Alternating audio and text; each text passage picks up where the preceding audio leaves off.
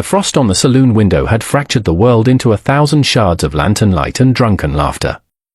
Arthur Blackwood didn't need the distortion, his world had been broken for a year. He stared at the cards in his hand, a full house, aces over kings. A winning hand. A meaningless victory. The pot was a paltry collection of coins and promissory notes, but the real stake, the one thrown in as a cruel, final jest by a man named Finch, sat in the corner of the room. Two girls, no older than 16, with identical faces carved from pale jade and eyes as dark and still as a frozen lake. They were Chinese, sold off a ship, and Finch had won them in a game last week, boasting of their silence and obedience. He'd put their indenture papers in the pot to mock Arthur, the grieving widower who had locked himself away on his desolate ranch. What's a man with a ghost for a wife and a shadow for a daughter need with more silence? Finch had sneered. Arthur had called his bet, not out of desire, but out of a cold, bottomless fury. Now, the pot was his. The saloon fell into a thick, syrupy quiet as Finch shoved the papers across the table. They're yours, Blackwood. Enjoy the quiet. The men laughed, a hollow, rattling sound. Arthur folded the papers, tucked them into his coat, and rose from the table without a word. He didn't look at the girls, not yet. He could feel their presence like a brand on his back as he walked out into the biting wind. They followed him, their soft-soled shoes making no sound on the hard-packed dirt. The journey back to the ranch was a long, cold pilgrimage through a landscape of skeletons. The cottonwoods were bare, their branches clawing at a gunmetal sky. The wind howled a lonely dirge across the plains. Arthur rode his horse, the girls walking behind the wagon he'd brought to town for supplies. He hadn't offered them a ride. The transaction had been ugly and inhuman, and a part of him wanted to maintain that distance, to treat them as the cargo they were supposed to be. But every time he glanced back, he saw two figures, ramrod straight, moving with a synchronized, unnerving grace, their dark coats blending into the twilight. They did not speak. They did not stumble. They simply endured, their faces impassive masks against the cold and the indignity. When they finally reached the ranch, the house stood as a dark silhouette against the bruised purple of the horizon. It was a tomb, a monument to all he had lost. Smoke did not curl from its chimney. Light did not bloom in its windows. It was as cold and empty as his heart. He slid from his horse, the leather creaking in the stillness, and finally turned to face them. In the faint moonlight, he could see their faces were dusted with frost, their lips tinged with blue. He saw not property, but two terrified children trying desperately to appear strong. A flicker of something, shame, perhaps, stirred in the ashes of his soul. He gestured numbly toward the door. "In," he said, his voice a rusty croak. They slipped past him into the darkness, two shadows merging with the greater shadow of his home. The inside of the house was a shrine to stale grief. A fine layer of dust coated every surface, muting the memory of his wife's touch. The air was heavy with the scent of cold ash and disuse. A child's doll lay on the floor by the hearth, its button eye staring into the gloom. This was the world he had built since Sarah's death, a fortress of sorrow, and he had just invited two strangers into its heart. The girls stood just inside the door, their hands tucked into their sleeves, their gaze sweeping the room with an unnerving thoroughness. They took in the unwashed dishes, the cold fireplace, the single chair he sat in night after night, nursing a bottle and his own misery. He expected fear, or perhaps contempt. He saw only a quiet assessment, a silent cataloguing of broken things. He lit a lantern, the sudden flare of light making them flinch. The flame cast long, dancing shadows, making the room seem even more haunted. He pointed to a small, dark room off the kitchen, barely more than a storage closet with a narrow cot. There, he grunted, the single word a dismissal. He turned his back on them, intending to retreat into his own room, into the familiar solitude of his despair. But he stopped. A sound, faint and rhythmic, reached him. It was the sound of sweeping. He turned back. One of the girls had found a broom in the corner and was methodically clearing a path through the dust, her movements economical and precise. The other had gone to the kitchen pump, and soon the clank of the handle echoed in the oppressive silence. They hadn't waited for an order. They had seen the disarray and, without a word, had begun to mend it. He watched them for a long time, a statue in the flickering lantern light. They moved around each other in a silent ballet of purpose, one gathering kindling while the other scrubbed the grime from the stovetop. They found a half-empty sack of flour and some withered potatoes in the pantry and began to prepare a meal. The scent of cooking, a smell absent from this house for a year, began to fill the cold air. It was a ghost of a scent, a memory of a life that was no longer his. He felt an unwelcome warmth spread through his chest, a thawing in a place he thought had frozen solid. He retreated to his chair by the hearth, watching them, feeling like an intruder in his own home. They were a quiet, relentless force, pushing back the tide of his neglect, and he did not know whether to be grateful or resentful. His daughter, Lily, was a whisper. A 6-year-old wisp of a girl with her mother's wide, solemn eyes and a silence that had fallen like a shroud the day they buried Sarah. She moved through the house like a phantom, her feet bare and soundless on the wooden floors. She ate little, played with nothing, and had not spoken a single word in 367 days. She was the living embodiment of his failure, a constant, quiet accusation. When the twins, Leanne and Mai, began their silent work, Lily watched them from the shadows. She would stand in the doorway of the kitchen, a small, still figure, her thumb tucked in her mouth, her gaze fixed on their fluid movements. They never startled her. They seemed to possess an awareness of her presence, acknowledging her with a slight dip of the head or a soft, fleeting glance before returning to their tasks. They never tried to speak to her, never pushed for a reaction. They simply included her in their sphere of quiet diligence, leaving a small bowl of warm rice porridge on the table for her or folding her worn nightgown and placing it at the foot of her bed. The first bridge was built over a small, carved bird. It was the last thing Arthur had made for his wife, a clumsy attempt at a meadowlark, Sarah's favorite. Lily carried it everywhere, a wooden talisman clutched in her small hand. One afternoon, as she watched Mai mend one of Arthur's shirts with impossibly small, neat stitches, she dropped the bird. It skittered across the floor and came to rest near Mai's feet. Lily froze, her eyes wide with panic. Arthur, watching from his chair, felt his usual surge of helpless inertia. But Mai didn't speak. She simply set aside her sewing, picked up the bird, and held it in her palm for a moment, her fingers gently tracing the rough-hewn wings.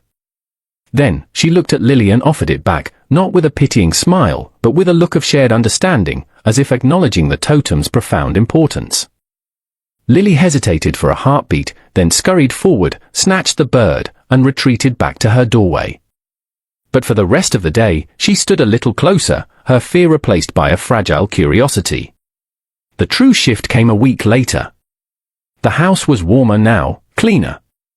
The scent of ginger and simmering broth had replaced the smell of dust and decay. Leanne was kneading dough on the floured kitchen table, her movement strong and rhythmic. Lily, emboldened, had crept close enough to touch the edge of the wooden table. She watched, mesmerized by the process. In the corner of the room, on the mantelpiece, was a small, silver-framed photograph of Sarah, smiling, her face full of a light that had long since been extinguished. It was the only photograph Arthur hadn't been able to put away. Lily looked from the photograph to Leanne, then back again. Her brow furrowed in concentration. Her mouth opened, a small, perfect hello. A sound emerged from Lily's throat, a tiny, rusty squeak of effort. Arthur's head snapped up from the ledger he was pretending to read. He held his breath, his heart suddenly a frantic drum against his ribs. Lily pointed a trembling finger toward the photograph on the mantel. Her face was a mask of desperate concentration. She was trying to conjure a name, a memory, from the depths of her self-imposed silence. The twins stopped their work, their stillness absolute. They turned their identical faces toward the little girl, their dark eyes soft with a profound, patient sorrow. "Mad," Lily whispered, the sound barely audible, fragile as a spider's thread. The effort seemed to exhaust her, and her face crumpled, tears welling in her eyes. It was then that Leanne, the one kneading the dough, wiped her hands on her apron, walked over to Lily, and knelt down so they were eye to eye. She didn't touch the child. She simply followed her gaze to the photograph. A flicker of recognition, or perhaps something deeper, crossed her features. She looked back at Lily, then at the silver frame. Her lips parted, and she spoke for the first time since arriving at the ranch. Her voice was clear and soft, devoid of any accent, a perfect, startling note in the silent house. "Mama," she said, the word a simple confirmation, a gentle affirmation of Lily's struggle. Then Mai, who stood by the hearth, added her own voice, a mirror image of her sister's. She looked not at the photograph, but at Arthur, her gaze piercing the thick armor he wore around his heart. "Sad," she whispered. The word hung in the air between them, a declaration, not a question. It wasn't just a word, it was a diagnosis. It named the suffocating grief that had poisoned the air in the house for a year. It acknowledged his pain, Lily's pain, the entire hollowed-out existence he had curated. Arthur went pale. His blood ran cold, and the ledger slipped from his numb fingers, falling to the floor with a soft thud. It wasn't just that they had spoken in perfect English. It was the devastating accuracy of their perception. In 2 words, these silent strangers had understood more of his family's heart than anyone in the nearby town ever had. They had seen past his gruff exterior, past Lily's muteness, and had named the monster that lived with them. He felt stripped bare, exposed in a way that was both terrifying and, to his shock, faintly liberating. Who were these girls, who could see so clearly into the soul of his home? The cruel joke Finch had played on him suddenly felt like an act of providence, a terrifying, beautiful miracle that had just spoken its first words and irrevocably altered the landscape of his sorrow. The world outside turned white. The blizzard came without warning, a furious, shrieking ghost that clawed at the walls of the house and buried the world in a shroud of snow. For 3 days, they were prisoners, the 4 of them sealed in the small, warm bubble the twins had created within Arthur's frozen fortress. The storm was a crucible, melting away the last of their carefully constructed distances. Arthur, driven by the relentless habit of a rancher, had gone out to check on the livestock just as the first flakes began to fall in earnest. The wind had turned on him with a predator's viciousness, stealing his breath and blinding him with a swirling vortex of ice.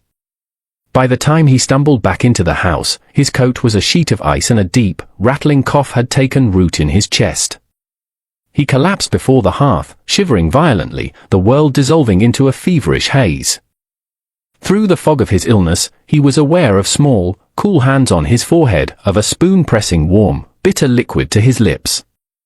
He heard soft, murmuring voices, not in English, but in a language that flowed like water, a soothing, melodic current in his delirium. He saw faces, sometimes 1, sometimes 2, swimming in and out of focus, their dark eyes filled with a calm, focused concern. In his fevered dreams, they became Sarah. He would reach out, his hand trembling, and whisper her name. The hands would gently take his, hold it for a moment, and then place it back on his chest. They did not correct him. They simply absorbed his delirious grief, tending to the wounds of both his body and his spirit. Leanne and Mai moved with the seamless efficiency of a seasoned field hospital. One would tend to Arthur, bathing his face and forcing broth down his throat, while the other cared for Lily, ensuring she was warm and fed, distracting her from her father's frightening illness with quiet games of cat's cradle. They found Sarah's old stores of dried herbs in the pantry, yarrow for the fever, mullein for the cough, and brewed potent teas that filled the cabin with their sharp, medicinal scent. They knew, somehow, what each herb was for, their knowledge ancient and instinctual. As the fever raged, pieces of Arthur's past broke free. He spoke of Sarah, of the day they met, of the plans they had made for the ranch, for Lily. He spoke of the guilt that consumed him, the feeling that he had somehow failed her, that he hadn't been strong enough to keep her from the sickness that took her. The twins listened, their faces impassive but their eyes holding a deep, resonant empathy. They did not offer empty platitudes. They simply listened, their silent presence a form of absolution, allowing him to purge the poison of his unspoken sorrow into the safe vessel of their quiet compassion. On the 4th day, the fever broke. Arthur woke to the pale, watery light of a world silenced by snow. The wind had died, and an almost holy quiet had settled over the land. He felt weak, scoured out, but the fire in his lungs had cooled to embers. He was propped up on pillows in his own bed, something he hadn't been in days. The room was clean, and a small vase on his nightstand held a single, brittle sprig of winter sage. He could hear the soft murmur of voices from the main room. He slowly, painfully, sat up. Leaning against the door frame, he watched the scene before him. Lily was sitting on the floor, a small piece of charcoal in her hand, drawing on a piece of scrap wood. Beside her sat Mai, who was showing her how to form the character for Flower. Lily, in her careful, childish script, was mimicking the strokes. Leanne was at the window, gazing out at the endless white, a thoughtful, distant look on her face. They were not servants. They were not prisoners. They had, in the crucible of the storm, become the heart of the home, pumping life and warmth back into its dormant veins. The sight filled him with a profound and aching sense of gratitude that was so powerful it felt like pain. He had won them as a joke, a piece of property to be forgotten in a corner. But they had saved him. They had cared for his child. They had faced the storm, both outside and inside his house, with a grace and strength he hadn't seen since Sarah. He owed them a debt he could never repay. He owed them their freedom. He cleared his throat, and the three of them looked up. 3 pairs of dark, intelligent eyes fixed on him. "Thank you," he rasped, the words feeling clumsy and inadequate. Leanne simply nodded, a small, almost imperceptible gesture of acceptance. Mai gave him a tiny, hesitant smile. But it was Lily who spoke. She held up her piece of wood, pointing to the character she had drawn. "Flower," she said, her voice still soft, but clear and proud. It was the first word she had spoken that wasn't a name, the first word that wasn't born of grief. It was a word of creation, of beauty. Arthur felt the final wall around his heart crumble into dust. The storm had passed, leaving behind a clean, quiet world, and the possibility of a new spring. The thaw came slowly, first in drips from the eaves, then in gushing rivulets that carved paths through the snow. The world re-emerged, raw and muddy, and with it came the return of men. Arthur saw them from the window, 3 riders cresting the hill, their silhouettes dark against the weak afternoon sun. He recognized the slump-shouldered figure of Finch in the lead. A cold dread, sharp and familiar, coiled in his gut. He had known this day would come. He reached for the rifle he kept mounted over the fireplace, the weight of the steel a grim comfort in his hands. Leanne and Mai had seen them too. They herded Lily into the small back room, their movements swift and silent, a primal instinct to protect the young. They didn't look scared, they looked resigned, as if this was a scene they had played out many times before. When Arthur stepped out onto the porch, the rifle held loosely at his side, the 3 men had reined in their horses by the fence. Finch spat a brown stream of tobacco juice into the mud. "Well, look at that," he sneered, his eyes taking in the wisp of smoke from the chimney, the clean porch. "Looks like you put your winnings to good use, Blackwood," his companions chuckled, their laughter thin and mean in the cold air. "Heard you were sick," Finch continued, his gaze hardening. "Figured you might not have a use for them anymore. We've come to take them off your hands. My friend here is willing to pay double what I lost." Arthur's knuckles were white on the stock of the rifle. He thought of the past week, of the cool hands on his brow, of the quiet strength that had pulled him back from the edge. He thought of Lily's voice, hesitantly naming a flower. These men saw property, a commodity to be traded and used. He saw the women who had resurrected his home, who had given his daughter back her voice. "They're not for sale," Arthur said, his voice low and steady, carrying a weight it hadn't held in a year. Finch's smile vanished. "They ain't yours to sell or not sell. They're indenture, Blackwood. Paper." Just like a deed to a plot of land, he reached into his coat, presumably to produce the documents. It was in that moment that Arthur Blackwood made a choice. It wasn't a choice born of anger or pride, but of a fierce, protective clarity. He was no longer the hollow man from the saloon.